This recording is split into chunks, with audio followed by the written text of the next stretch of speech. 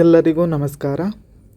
ಇವತ್ತಿನ ವಿಡಿಯೋದಲ್ಲಿ ಕರ್ನಾಟಕ ರಾಜ್ಯ ಸಹಾಯಕ ಪ್ರಾಧ್ಯಾಪಕರ ಅರ್ಹತಾ ಪರೀಕ್ಷೆ KCET 2023 ಬಗ್ಗೆ ಅಂತಿಮ ಫಲಿತಾಂಶ ಯಾವಾಗ ಬರ್ಬೋದು. ಈಗ ತಾತ್ಕಾಲಿಕ ರಿಸಲ್ಟನ್ನು ಬಿಟ್ಟಿದ್ದಾರೆ, ಅಂತಿಮ ಫಲಿತಾಂಶ ಇನ್ನೂ ಸಹ ಬಿಟ್ಟಿಲ್ಲ. ಆ ರಿಸಲ್ಟ್ ಯಾವಾಗ ಬರ್ಬೋದು ಅನ್ನೋ ಒಂದು ಮಾಹಿತಿ. ಹಾಗೆಯೇ ನೀವು ಡಾಕ್ಯುಮೆಂಟ್ ಕೆಲವರು KEAಗೆ ಡಾಕ್ಯುಮೆಂಟ್ ಕಲಿಸಿದ್ದಾರೆ, ಕಲಿಸಿರುವಂಥ ಉದಾಹರಣೆ ಇದೆ. ಸೊ ಏನಾಗಿದೆ, ಡಾಕ್ಯುಮೆಂಟ್ ಯಾಕೆ ಕಲಿಸಿದ್ದಾರೆ, ಏನಾಗಿದೆ ಅನ್ನೋ ಮಾಹಿತಿಯನ್ನು ಈ ವಿಡಿಯೋದಲ್ಲಿ ತಿಳಿಸ್ತೇನೆ. ಹಾಗೆಯೇ ಇನ್ನು ಯಾವೆಲ್ಲ ಪ್ರೋಸೆಸ್ ಇದೆ ಮತ್ತು ಈ ರಿಸಲ್ಟ್ ಬರಲಿಕ್ಕೆ ಮತ್ತು ಅಂತಿಮ ಫಲಿತಾಂಶ ಹೊರಗಡೆ ಬೀಳಲಿಕ್ಕೆ ಏನೆಲ್ಲ ಕಾರಣಗಳು, ವಿಳಂಬಕ್ಕೆ ಕಾರಣ ಏನಾಗಿವೆ ಅನ್ನೋದನ್ನು ಈ ವಿಡಿಯೋದಲ್ಲಿ ನಿಮಗೆ ತಿಳಿಸ್ತಾ ಹೋಗ್ತೇನೆ. ವಿಡಿಯೋವನ್ನು ಸ್ಕಿಪ್ ಮಾಡದೆ ಪೂರ್ತಿಯಾಗಿ ನೋಡಿ. ಅದೇ ರೀತಿ ಇದುವರೆಗೆ ಯಾರು ನಮ್ಮ ಚಾನಲನ್ನು ಸಬ್ಸ್ಕ್ರೈಬ್ ಮಾಡ್ಕೊಳ್ಳಿಲ್ಲ, ನಮ್ಮ ಚಾನಲ್ಗೆ ಸಬ್ಸ್ಕ್ರೈಬ್ ಆಗಿ ಅಂತ ಹೇಳ್ತಾ ಬನ್ನಿ ಇವತ್ತಿನ ವಿಡಿಯೋವನ್ನು ಶುರು ಮಾಡೋಣ.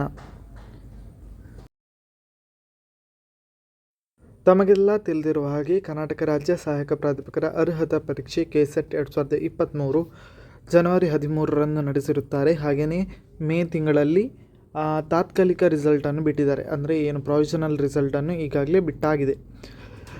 ಅಂತಿಮ ರಿಸಲ್ಟ್ ಅನ್ನೋದು ಇನ್ನೂ ಸಹ ಬಂದಿಲ್ಲ. ಅಂದರೆ ಫೈನಲ್ ರಿಸಲ್ಟ್ ಏನು ಬಿಡಬೇಕಿತ್ತು KEಯವರು, ಅದು ತಾತ್ಕಾಲಿಕ ರಿಸಲ್ಟ್ ಬಂದು 10-15 ದಿವಸದೊಳಗೆ ಅವರು ಬಿಡಬೇಕಿತ್ತು. ಆದರೆ ಅವ್ರ ರಿಸಲ್ಟನ್ನು ಇನ್ನೂ ಸಹ ಬಿಟ್ಟಿಲ್ಲ. KEಗೆ ಹಲವಾರು ಎಕ್ಸಾಮ್ನ ಪ್ರೋಸೆಸ್ಗಳು ಇದ್ದರಿಂದ ಅದು ವಿಳಂಬಕ್ಕೆ ಅದೊಂದು ಕಾರಣ ಆಯಿತು. ಅಂದರೆ KEಗೆ ಹಲವಾರು ಜವಾಬ್ದಾರಿಗಳಿವೆ, ಆ ಜವಾಬ್ದಾರಿಗಳನ್ನು ಅದು ನಿರ್ವಹಿಸಬೇಕಾಗ್ತದೆ. KCET ಆದರೆ ಆ CET ಎಕ್ಸಾಮ್ನ ಪ್ರೋಸೆಸ್ಸೇ ತುಂಬ ಇತ್ತು, ಆ ಪ್ರೋಸೆಸ್ಗೆ ಅವರು ಕಾನ್ಸಂಟ್ರೇಟ್ ಮಾಡಿದರು. ಸೊ ಇದರ ಬಗ್ಗೆ ಗಮನ ಹರಿಸಿರಲಿಲ್ಲ. ಸೊ ಈಗಾಗಲೇ ಅದರ ಕೌನ್ಸಿಲಿಂಗ್ ಮುಗಿದಿದೆ. ಸೊ ಅದರ ನಂತರ 2 ವಾರದಲ್ಲಿ ಬಿಡ್ತೇವೆ ಅಂತ ಹೇಳ್ತಿದ್ದಾರೆ. ಆದರೆ ಕನ್ಫರ್ಮ್ ಡೇಟ್ ಯಾವುದು ಸಹ ಇಲ್ಲ. ಫೈನಲ್ ರಿಸಲ್ಟ್ ಅನ್ನೋದಕ್ಕೆ ಯಾವುದೇ ಕನ್ಫರ್ಮ್ ಡೇಟ್ ಇನ್ನೂ ಸಹ ನಮಗೆ ತಿಳಿಸಿಲ್ಲ. ಸೊ ಹಾಗೆಯೇ ಇನ್ನೊಂದು ಮಾಹಿತಿ ಏನಪ್ಪ ಅಂದರೆ, ಕೆಲವರು ಮೊನ್ನೆ ಬಂದಂಥ ರಿಸಲ್ಟ್ ಏನು ಪ್ರಾವಿಷನಲ್ ರಿಸಲ್ಟ್ ಏನು ಬಿಟ್ಟಿದ್ದಾರೆ ಅದನ್ನೇ ಫೈನಲ್ ರಿಸಲ್ಟ್ ಅಂತ ತಿಳ್ಕೊಂಡು KEಗೆ ಡಾಕ್ಯುಮೆಂಟನ್ನು ಕಳಿಸಿಕೊಟ್ಟಿದ್ದಾರೆ. ಸೊ ಇಲ್ಲಿ ಅವರು ಕೊಡ್ತಿರುವ ಮಾಹಿತಿ ಪ್ರಕಾರ ನಾವು ಡಾಕ್ಯುಮೆಂಟನ್ನು ಖುದ್ದಾಗಿ KEಗೆ ಹಿಡಿದುಕೊಂಡು ಹೋಗಿ ಅಲ್ಲಿ ವೆರಿಫಿಕೇಷನ್ ಮಾಡಬೇಕಾಗುತ್ತೆ. ಯಾವುದೇ ಆನ್ಲೈನ್ ಪ್ರೊಸೆಸ್ ಇಲ್ಲ ಅಂತ ಹೇಳ್ತಿದ್ದಾರೆ. ಸೊ ಇನ್ನೂ ಯಾವುದೇ ಕನ್ಫರ್ಮ್ ಆಗಿಲ್ಲ.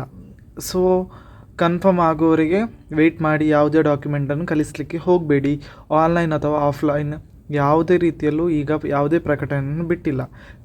ಹೆಚ್ಚಿನ ಮಾಹಿತಿ ಪ್ರಕಾರ ನಾವೀಗ ಖುದ್ದಾಗಿ ಹೋಗಿ ಮಾಡಿಸುವಂತಹ ವ್ಯವಸ್ಥೆ ಮಾಡ್ತಾರೆ ಅಂತ ಅನಿಸ್ತಾ ಇದೆ. ಆಫ್ಲೈನಲ್ಲಿ ಇರ್ಬೋದು ಅಂತ ಅನಿಸ್ತಾ ಇದೆ. ಆದರೆ ಯಾವುದೇ ಖಚಿತ ಮಾಹಿತಿ ಇನ್ನೂ ಸಹ KEಯಿಂದ ಬಂದಿಲ್ಲ. ಅದೇ ರೀತಿ ಇನ್ನೂ ಪ್ರೋಸೆಸ್ಗಳು ಏನೆಲ್ಲ ಇವೆ ಅಂತ ಹೇಳಿದರೆ, ಇನ್ನೂ ಏನು ಈಗ ತಾತ್ಕಾಲಿಕ ರಿಸಲ್ಟ್ ಏನು ಬಿಟ್ಟಿದ್ದಾರೆ ಅದ ನಂತರ ಫೈನಲ್ ರಿಸಲ್ಟ್ ಬರಬೇಕು. ಫೈನಲ್ ರಿಸಲ್ಟ್ ಅನ್ನೋ ಒಂದು ಅವರು ಬಿಡಬೇಕಾಗುತ್ತೆ. ಅವರು ಬಿಟ್ಟ ನಂತರ ಒಂದು ಪ್ರಕಟಣೆಯನ್ನು ಬಿಡ್ತಾರೆ. ಆ ಪ್ರಕಟಣೆಯಲ್ಲಿ ಏನಿರುತ್ತೆ ಅಂತ ಹೇಳಿದರೆ, ಯಾವ ರೀತಿ ಡಾಕ್ಯುಮೆಂಟನ್ನು ಕಳಿಸಬೇಕು, ಯಾವಾಗ ಕೌನ್ಸಿಲಿಂಗ್ ಮಾಡ್ತಾರೆ, ಯಾವಾಗ ಡಾಕ್ಯುಮೆಂಟ್ ವೆರಿಫಿಕೇಷನ್ ಮಾಡ್ತಾರೆ ಅನ್ನೋ ದಿನಾಂಕ ಇರುವಂತಹ ಒಂದು ಪ್ರಕಟಣೆಯನ್ನು ಬಿಡ್ತಾರೆ. ಆ ಪ್ರಕಟಣೆಯಲ್ಲಿ ನಮಗೆ ಮಾಹಿತಿ ಎಲ್ಲ ದೊರೆಯುತ್ತೆ. ಆ ನಂತರ ನಾವು ಖುದ್ದಾಗಿ ಹೋಗಲಿಕ್ಕೆ ಇರ್ಬೋದು ಅಥವಾ ಆನ್ಲೈನಲ್ಲಿ ಮಾಡ್ಬೋದು.